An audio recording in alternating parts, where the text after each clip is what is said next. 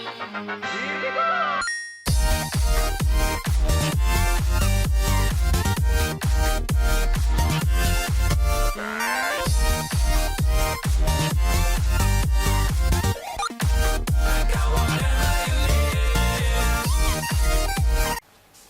this is Draco Dark Rider. This is going to be a kind of like a end of year updates video, just because, well, as I said in the roster video, which I would have made sure to post before this one, is that we split up for this weekend, so there's not really any videos to show, but I might be correcting that tomorrow if I get the time.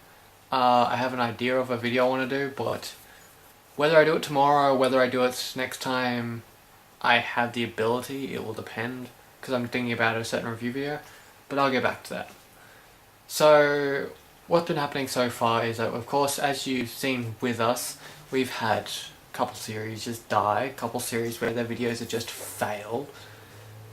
Luckily enough, all of that hasn't happened with any of our current series, although our current series are actually going really well.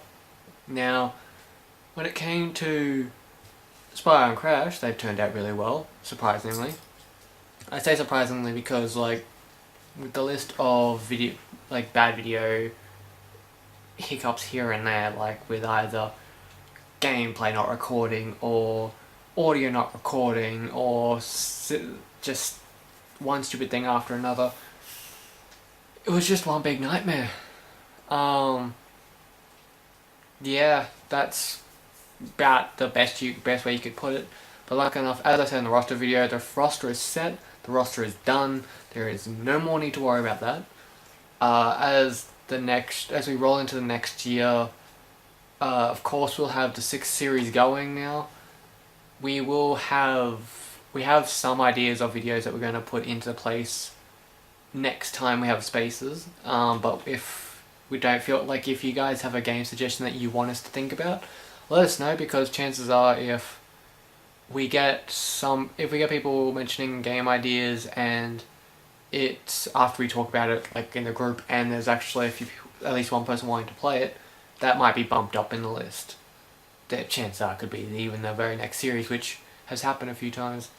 But yeah, we have a few series that, like, as I said, Shadow of the Colossus is not that far off finishing, but it's getting there, I guess you could say.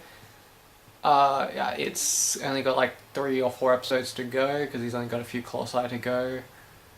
But yeah, we have a few videos coming up. One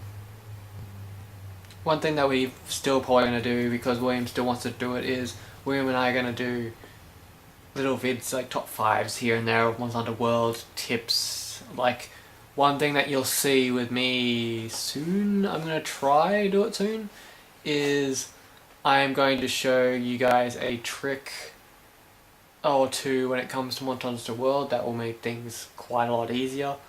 Same with William wanting to do some top 5 things, and one thing that, as I was talking about review near the beginning of the video, one review I've thought about doing for a long time but have always pushed it off for a certain reason, is a full-on Metal Gear Solid Saga video.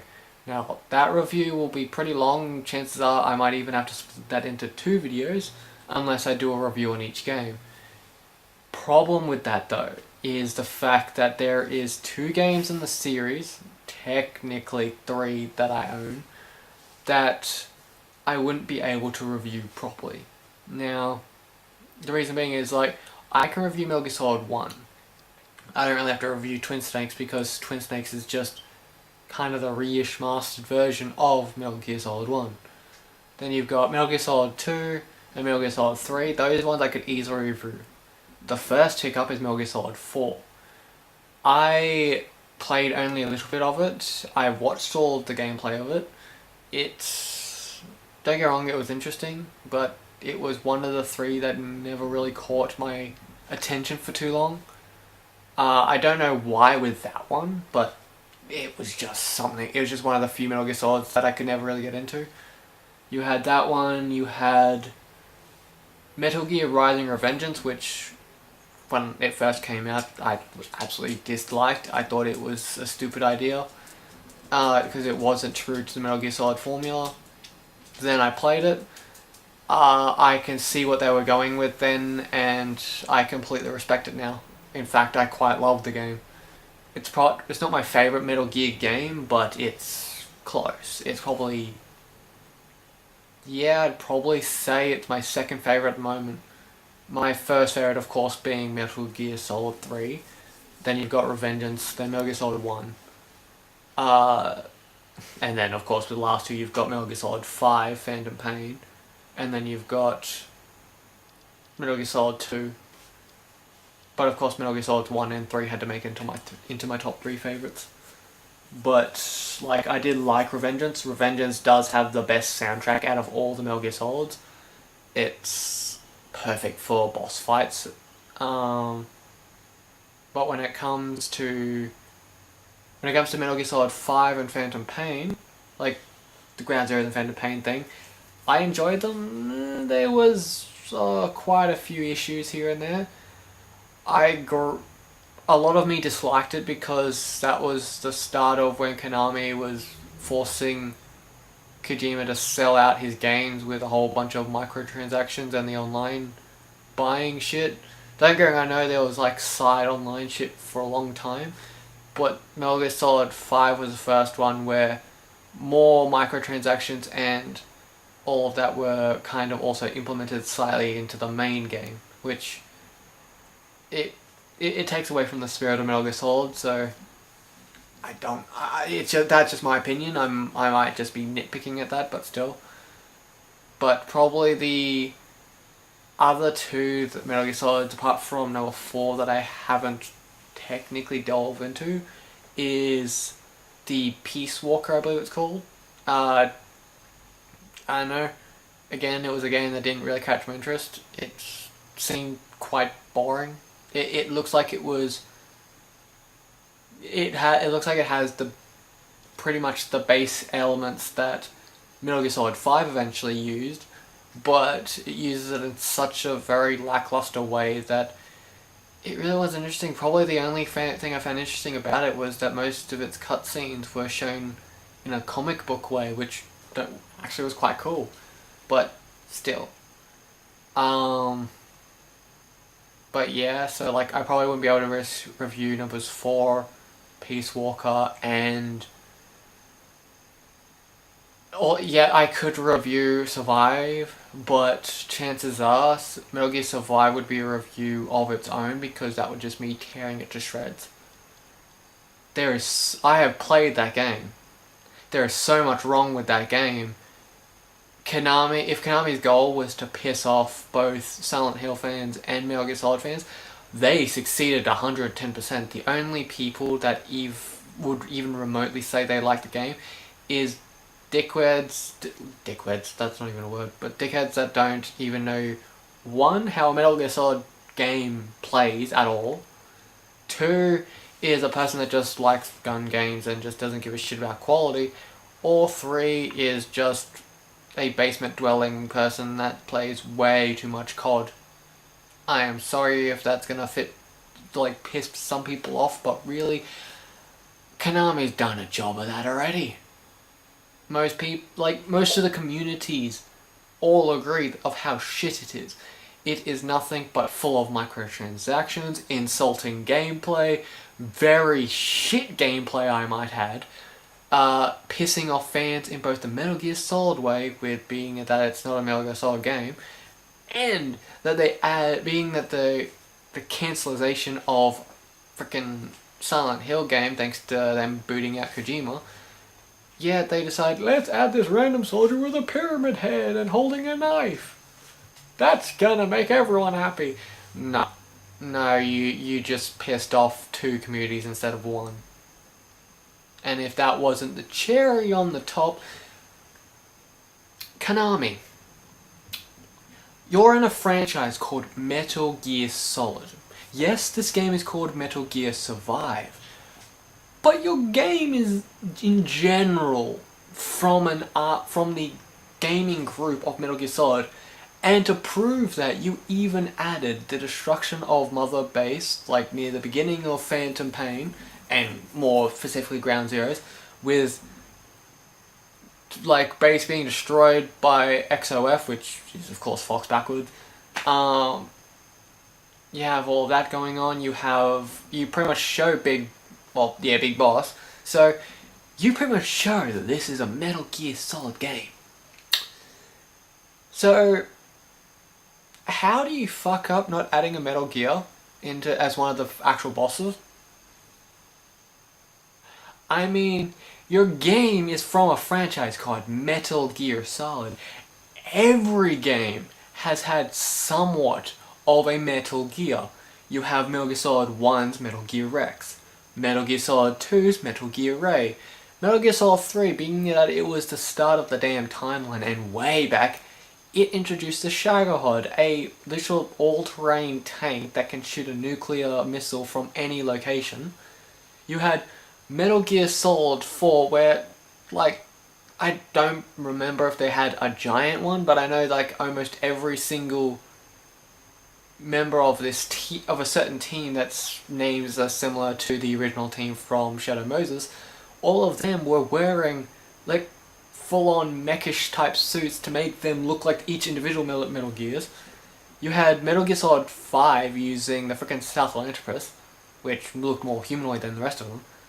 You had the frickin' Ant Mech Metal Gear thing from Metal Gear Rising Revengeance. I do not know if Peace Walker has one, but you get the point I'm making. And yet, I even looked it up. I played for as long as I could stomach this game. And then I decided, like, after a while of not playing it, I'm just like, you know what, I should check up with the bosses. Metal Gear Solid Survive, or just Metal Gear Survive, has 4 bosses. 4 actual legitimate bosses in the game. Only 2 of them are main game, 2 of them are main game. So you have, literally, you have one guy that's just a more souped up version of the Walker zombie things that you fight through most of the game. Okay.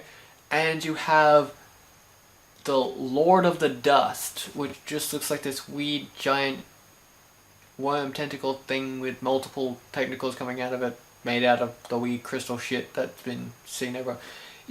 What the fuck? And then you've got the 2 alien looking things that appear afterwards. Yes, I know you're in another dimension. Yes, I know there's there is so much shit is so wrong with this. I'm not going to finish that sentence because I'll have to explain every crap thing in the game. But still, how do you make a Metal Gear Solid game and not fucking add a Metal Gear in general? Like, not even a Metal Gear. Like, they should have been at least one Metal Gear which was either half a boss fight or a boss fight. Not including one. What the fuck? You can't even include the Lord of the Dust as a Metal Gear because the Lord of the Dust doesn't even sound like a Metal Gear. It's literally sounds like it's the dust particle things that kill people in that game and kill that game's reputation in general. As well as it looks all crystallized instead of metal. It's like, the hell? So, chances are I will make a review on each game. Like, I'll probably make a Metal Gear Saga review. But if I do that, I'll probably put numbers 1, 2, and 3 in, and probably 5 in the same video. I won't be able to do numbers 4, Peace Walker. I know there's, I think, a few others. Like, I'm not including the original Metal Gear and Metal Gear 2 Solid Snake because those arcade games, I may have them, but I actually have never played them. You have those 2, and I believe there's a few others lost in history. Like, I don't remember if Metal Gear Acid actually ever got made, but I remember there was few games here and there that have gone under my radar. I'd have to look them up to know, like, exactly what got made.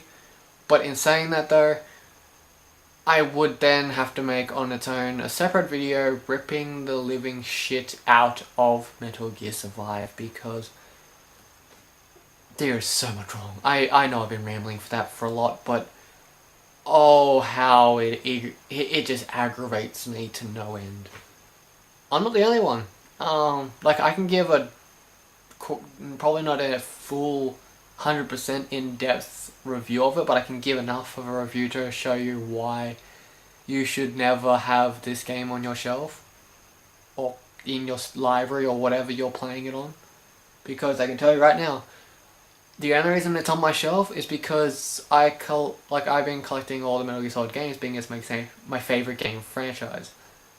However, if it wasn't directly linked to the Metal Gear franchise, and it wasn't called Metal Gear, I wouldn't own it. Granted, I would also say that if it wasn't a Metal Gear game, you take out the Metal Gear parts and made it kind of like its own game, like call it something completely different, have it nothing to do with anything of Metal Gear Solid, so nothing of the timeline, nothing of the characters, nothing of anything. Make this its own separate game of its own separate franchise. You could have had something like, and take out the Pyramid Head and possibly take out half of the fucking microtransactions, or most of them. But then you would have had a game that would have been probably successful. You probably would have had a freaking gold mine. But you added so much stupid shit into the same game of a franchise that all the shit you've added doesn't make fucking sense. Yeah. Konami, you're a fuck it. You're a complete fuckwit. I am sorry that I keep insulting Konami and getting on with this. I'll stop rambling now. That's kind of it for the updates. I just want to let you know that things are progressing smoothly. Things should be back to normal by next week. Or probably next weekend. If there's any questions, leave a comment down below. And if you guys want to see these reviews, let me know. Just in case, if there's a few of you that have thought about playing the Metal Gear series, but are unsure about playing it, especially because of the bad reviews of a certain Abomination, let me know, because I would be happy to review Metal Gear Solid 1, 2, and 3, and 5, of course, to give you an in-depth look at them, because I have played through them properly.